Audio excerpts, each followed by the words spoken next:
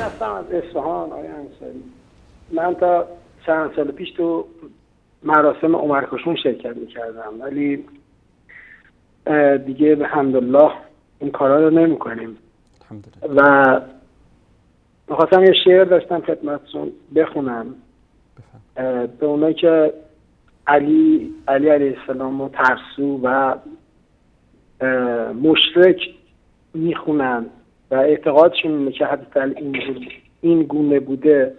خواستم با شعر یه پیغامی بهشون بدم. بعد از سلام به پیامبرمون، بعد از نام خدا میخوام شعرمون رو شروع کنم. سلام من به عمر، به داماد و یار علی. سلام من به ابابکر، به یار غار نبی.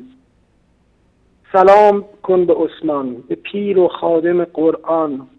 سلام ما به حسنین و سلام ما به علی.